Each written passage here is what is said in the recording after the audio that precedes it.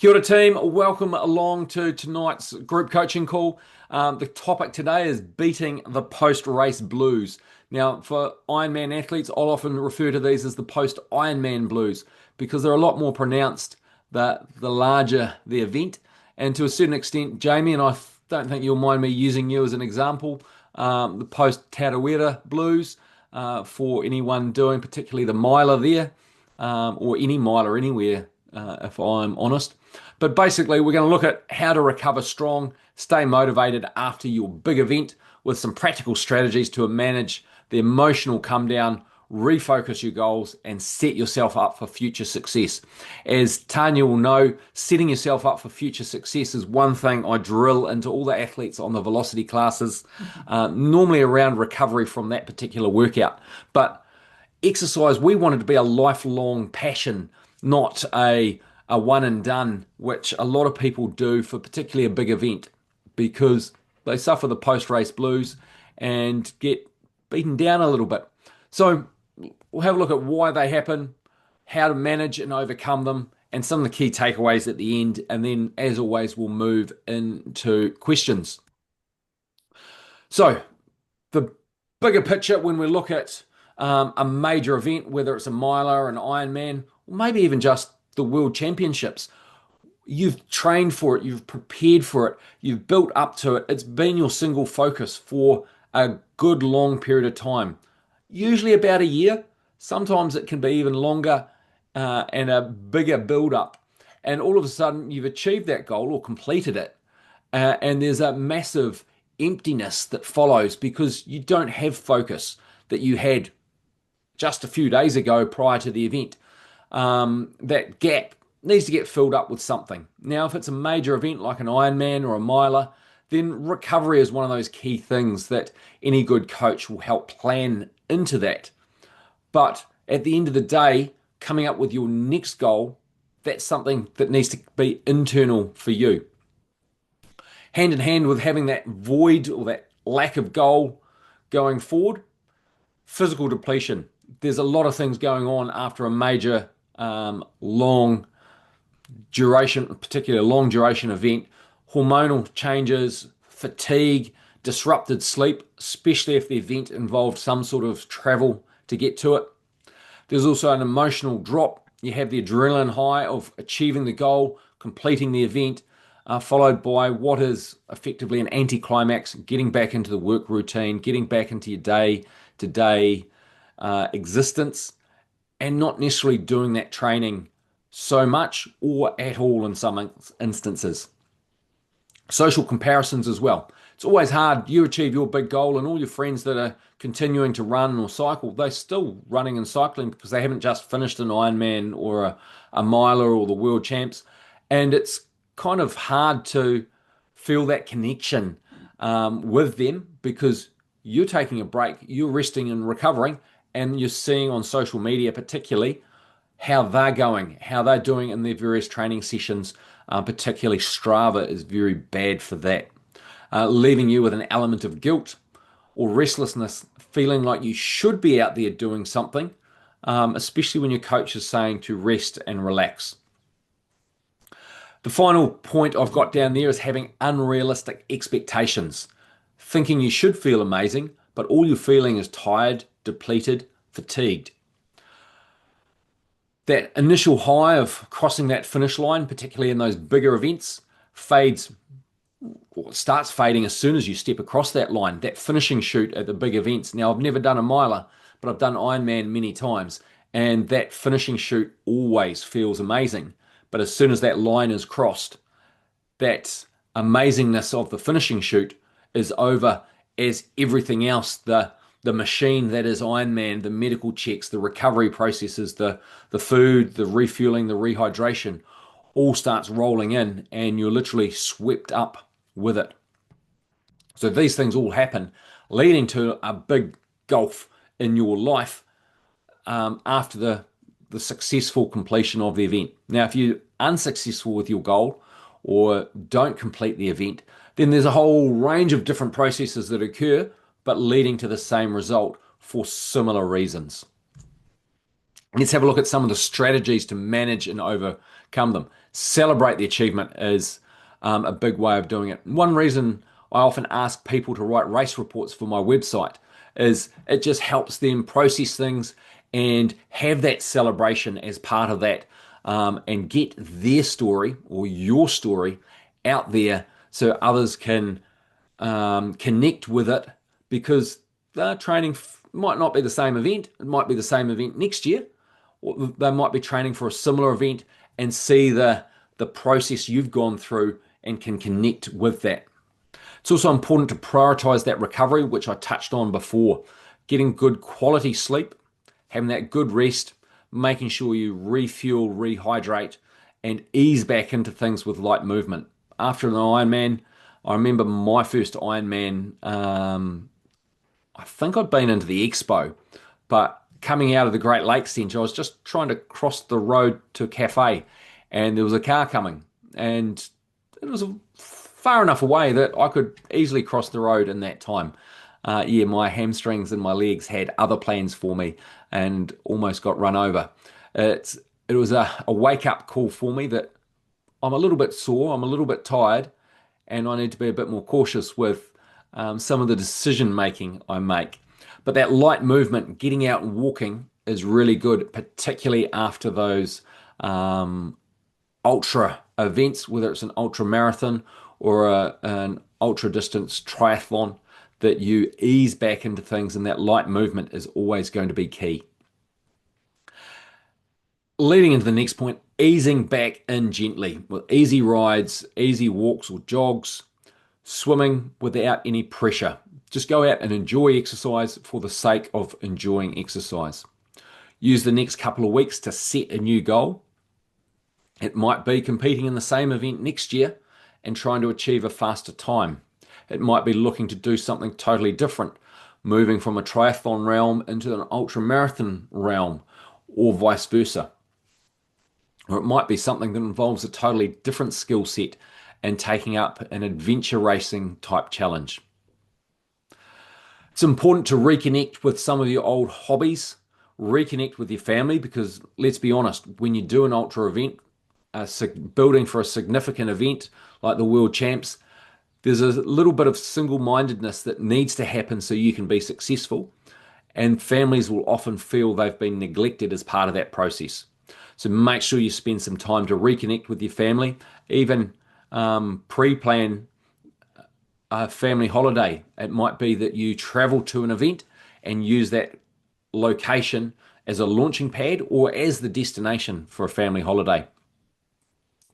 As I mentioned before, Strava is really bad, particularly for those exercise-related social comparisons. So limit your time on Strava and other social medias, particularly after the initial post-race period where there's a lot of connection and celebration around your achievement and achievements of others participating in the event. And also sit down and book a debrief with myself so you can reflect and review and work out what went well for your build up, what went well at the event, what areas didn't go perfectly that we can learn and develop from going forward to the same event in the future or similar events as you build towards potential new goals. Just because you've finished your event and don't have any plans doesn't mean that your coach should be out of the picture. It's a good time to communicate with them and plan and prepare for your next goal, whatever that might be. Same with your family, friends, peers, and your normal support network. It's an opportunity to connect with them and say, hey, look, how would you feel if I trained for, I've done this half Ironman, this Ironman 70.3. How would you feel if I did the full Ironman next year? Discuss your plans out in the open and do it early. The other thing as well to be aware of is be patient. Having those post-event blues is normal. It does take a little bit of time to build that desire back in and get that training mojo back. Some key takeaways. A post-race dip is normal and it's also temporary. Have a bit of a change in target. If you're train for a marathon or a long distance triathlon, do a few park runs, do some of these low key community events, have some fun as part of that. A planned transition after a major event is essential to help with both physical and emotional recovery and also celebrate your achievement. Write an article for the local newspaper, write an article for my website, put your photos with a story on your social media.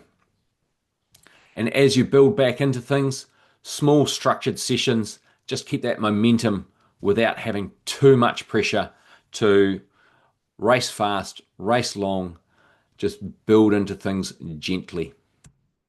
Any questions? Jamie's shaking Yep. his Was head, that given Steph in the. that last photo? Sorry? Was that Steph in that last photo? Yep, at the Old Ghost Ultra. Yeah, I thought so. Good I was spotting. there that year when she did that. She's done it a couple of times now. So Hmm. now, Tanya, as someone who's recently returned from the World Championships, can you Yeah. relate at this point to that? Or you've got a summer Yeah, I season already can. lined up and you're literally rolling straight into it?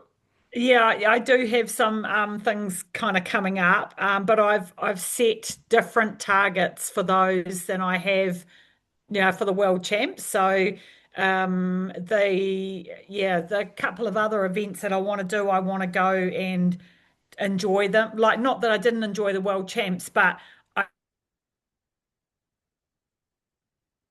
haven't got that kind of real, like I don't know that. Yeah, I just want to participate, Yep. and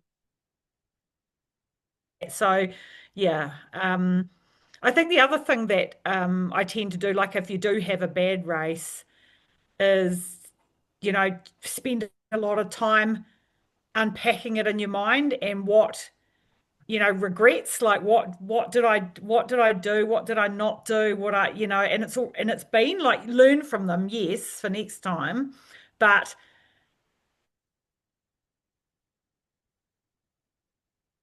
Don't know why that's just closed down.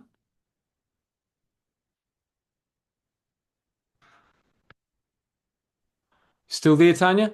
oh yep, you're frozen, you froze, yeah. Ah, that's probably why. Ah. So you're saying that you want to go and enjoy the summer Yeah. events, and I know you're looking forward to coming down to Wanaka and having that team environment. Yep. Yeah. Awesome. And Jamie, can you relate? And I've also got to make comment. I'll get you to move your head slightly to either side because it's blocking. It just shows that you're not naked in that photo. You are wearing some shorts on a nice summer's day. Oh, You're, I am. Yeah. yeah, the head positioning just just looked odd. The beauty of Blue Lake. Yes. Now I think you can probably relate after Tarawera and some of your bigger efforts at Blue Lake. Yeah. Um, I mean, no two runs are the same. Even if you're doing the same event in multiple years, I find that, especially if I'm if I've not performed as well as I expected to or wanted to, and that's either because you know the weather it could have been just the weather is what slowed everything down, so I wouldn't have been the only person, or if things have been tracking nicely and one set of hip flexors decides to go not playing the game, or an IT band starts to tighten up, or the calves start to chop or whatever. And it was like, I do find it difficult sometimes to focus on the positive of how things went. Like, take my last run at Blue Lake, where if my body had given up after 4 loops, I would have been okay with that. But because it didn't, and it let me get to 15 when the target was 17. So for the sake of 12K, I missed out on my target of the 102K. Yeah, I did 90, which is pretty bloody good. Absolutely, But and especially with the other things going on that your physio is planning for. 90 is a massive effort. oh yeah, I've got an MRI on Friday, so yeah, just for your awareness. Okay, So I knew it hopefully was coming surgery. up. Sorry, what was Yeah. that? So hopefully they want to do surgery. Hopefully it is they find something that is operable. Yep, But yeah. awesome. Any other general questions while I've got you both on the call? Not necessarily related to the topic of presentation tonight. Mm. You look like you're considering something there, Jamie. Ah, no, I suppose I'll have questions after my after the MRI on Yeah. Friday. But if you Probably want, we more can book a after, catch up because we're due one for after that. yeah. You just use the Well, I normal mean, booking link. yeah. Well, I'm doing it. Well, I do have a 7K event with my boy on the Saturday after the MRI. Nice. Which event is that? The Drimataka Rail Trail. Oh yes, it'll be almost start of January by then, won't it? Yes. No. This is first of Sorry, November. November. Yep. So yeah, do the 7K with the boys, same as last year. Nice. Well, if I'm slowing them down, I'll just tell them to, toddle off. Yeah. Wait, finish and go to the barbecue, get yourself a sausage. Wait for me there. Sweet. And Tanya, will we see you back at the velocity sessions this week? Yep. Awesome. Yep. We'll I'll be be back looking this forward to week. that. Yeah. Got a couple of good sessions lined up this week. Cool. Awesome. Unless there's any other final questions, we'll wrap things up. And I'll look forward to catching up with you both, Tanya in the velocity session, Jamie after your MRI, and then on to the next coaching call in a fortnight's time. Cool. Cool. Thank you. Cheers, Ray. Kia Thanks, kite Ray. anō. Have Kia a kite. fantastic evening, and You we'll too. look forward and see what this weather brings the next few days. Yeah, I reckon. Hopefully my flight takes off tomorrow for Aussie. So yeah. Yes, good luck with that. Hmm. Cheers. See you See you later. guys. Bye.